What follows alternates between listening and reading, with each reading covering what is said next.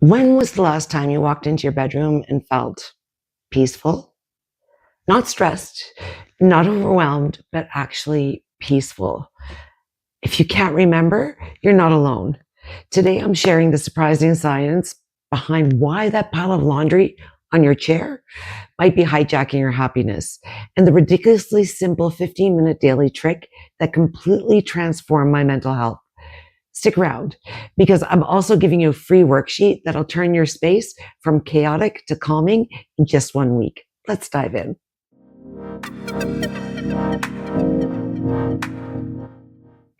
Hey there, and welcome back to Hope Regained.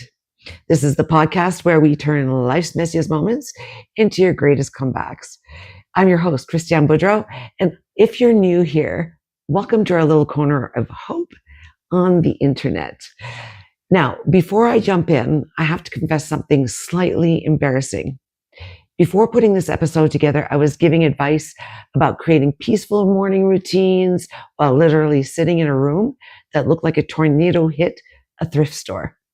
I'm talking clothes draped over every surface, books stacked like the Leaning Tower of Pisa, and don't even get me started about my desk situation. I just returned from a lot of travel and left it all sitting for over a week. No wonder I couldn't get over my jet lag, and I know better and what I need to pick myself back up. So here's the thing. I didn't realize how much this chaos was affecting my mental state until I finally decided to tackle it. And wow, the transformation wasn't just in my room. It was my entire mindset. I was finally able to get back on track again. Before that, I just felt overwhelmed, tired, and completely frazzled. I'd recognized this in myself before, and I developed a routine to keep myself organized and peaceful in these habits. But it really jumped out at me again after letting it all go when I came home from that long trip. So let's talk about what's really happening in your brain when you're surrounded by mess. And spoiler alert, it is not pretty. There's a stress response. So every time you look at clutter around you, your brain goes into low-level fight or flight mode. There's actual UCLA research out there that have found people living in cluttered homes had higher levels of cortisol. That's your stress hormone, and that will last throughout the entire day. Basically, your messy desk is literally stressing you out without you even realizing it. Then there's a decision fatigue that happens. Here's when it really gets interesting. Every single item in your visual field requires a tiny micro decision from your brain. Should I deal with that? Where does it go? Is it important?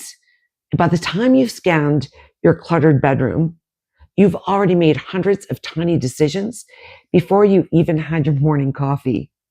No wonder you feel mentally exhausted. Then there's the productivity trap. So Princeton researchers have discovered that cluttered environments literally decrease your ability to focus. Go figure. They used brain scans and found that people in organized spaces had better focus and were able to process information more efficiently. It's like trying to think clearly while someone's playing 5 different songs at once. Doesn't work very well, does it? Then there's a shame spiral.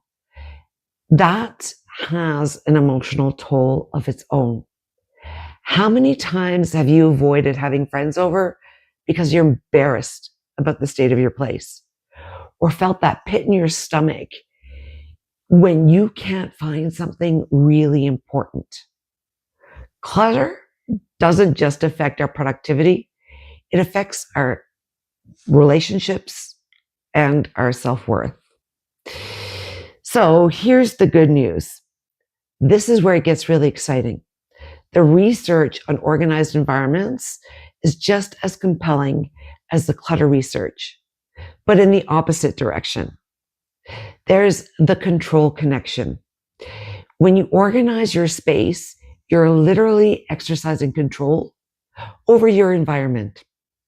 Psychologists call this environmental mastery.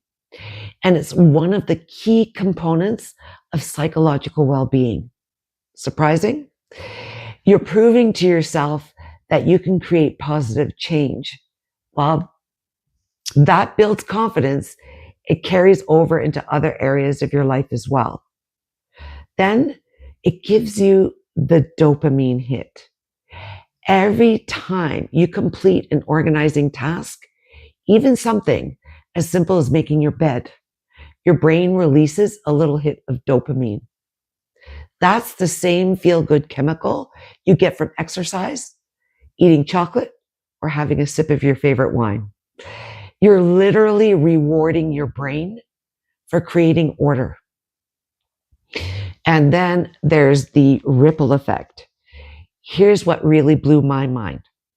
Researchers found that people who made their beds every morning were more likely to exercise, eat healthier, and stick to their goals throughout the day.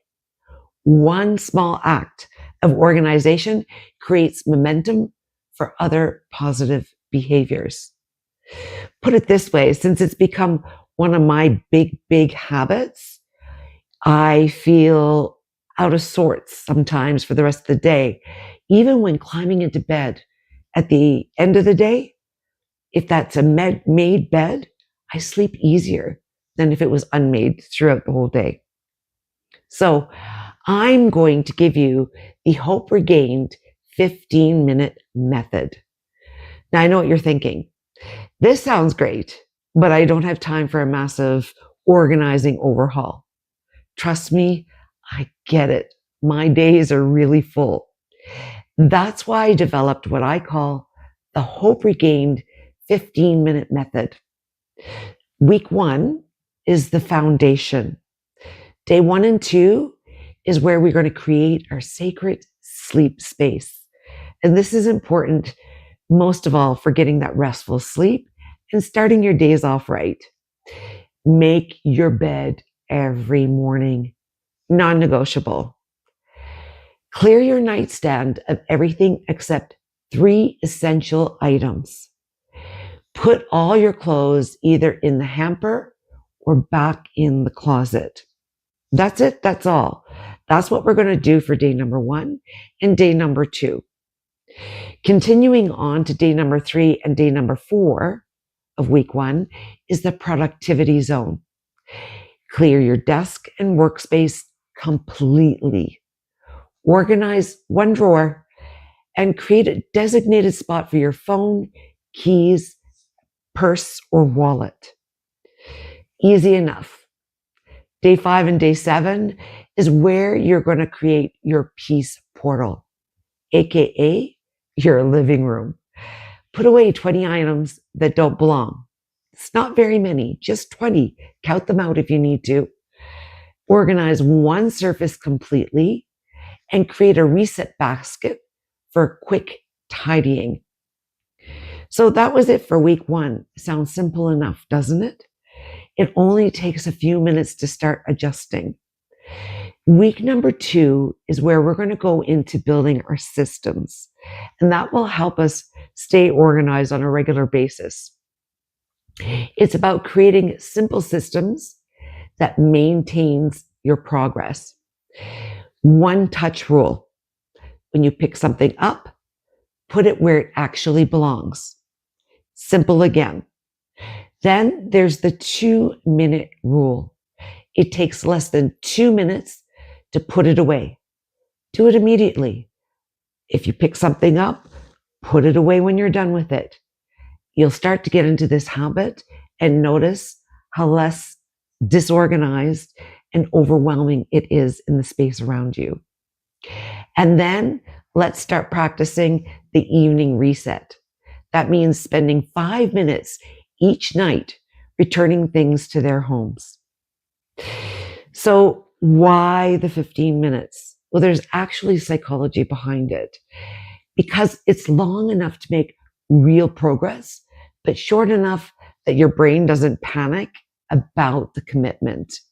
Plus, you could literally do this while listening to 3 songs on Spotify. I love my music. And when it's upbeat, it makes everything seem simple and quick. So the transformation is about what changes when you get organized. Let me paint you a picture of what your life looks like once you implement this system. You have morning wins. You wake up to a peaceful bedroom. Your clothes are ready to go. You could actually find your keys instead of starting your day stressed and scrambling. You start with a sense of control. Then you get a productivity boost. Your brain isn't constantly processing visual distractions. You can focus for longer. Tasks that used to take an hour now might take 45 minutes because you're not constantly searching for things. Social confidence. Friend text saying they're in the neighborhood. Come on over. No more panic cleaning or making excuses. Your space becomes a source of pride instead of shame. Mental clarity. And that's a big one for me because when your external environment is organized, your internal world starts to feel more organized too. Decisions become clearer and priorities feel more obvious. It's like someone turned up the contrast on your life. The compound effect. Just like that bed making study, organization in one area starts to spill over. You might find yourself meal prepping or sticking to exercise routines or finally tackling that project you've been avoiding. So now it's about troubleshooting and overcoming obstacles because these things we always make up excuses for easily rather than just dealing with it. So let me help you along with those obstacles. First thing that people a lot of times they say is, I don't have enough storage. We'll start with what you have. Most clutter problems aren't storage problems. They're decision problems. Before buying containers, try removing things you don't actually need or use. My family or my roommates mess everything up. This happens when we're sharing space with others. But focus on your personal spaces first. Lead by example. Often, when people see how good an organized space feels, they naturally want to participate and will start to pick up some of your good habits. I get overwhelmed and give up. And this is common. And this is why we use the 15-minute method. Set a timer. When it goes off, stop. Celebrate what you've accomplished. Progress, not perfection. I say this all the time. It's about the baby steps. I'm just not an organized person. Well, that's just like saying you're not a toothbrushing person. Organization is a skill, not a personality trait. Start small, be consistent, and watch your identity shift. It will become a habit. So here's what I want you to do right after this episode ends. Download the free From Chaos to Clarity worksheet from www.hoperegain.com. It has your complete day-by-day action plan. Choose your starting zone. Bedroom, workspace, or living room.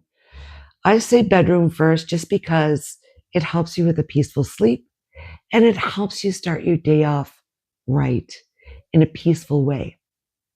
Set a timer for 15 minutes today and just begin. Start. It's all about ripping off that Band-Aid. Take a before and after photo. Trust me, you'll want to see your progress and it'll help encourage you in all the other spaces that you need to tackle. And share your wins on social media with hashtag Hope Regained Challenge. This will help keep yourself accountable. Remember, this isn't about having a picture perfect home. This is about creating an environment that supports your mental health and helps you feel more in control of your own life. So before I wrap up here, here's your Hope Regained quote for the week. A cluttered desk is not a sign of creativity. It's creativity waiting to be unleashed. Your space is a reflection of your mindset. But here's the beautiful thing. It works both ways. Change your space and you can change your mind. You have the power to create an environment that nurtures your best self. If this episode resonated with you, please share it with someone who might need this message. And don't forget to like, subscribe, and hit that little bell so you don't miss a thing. Coming up next, you never know what it will be about. Until next time, keep believing in yourself. You're worth it.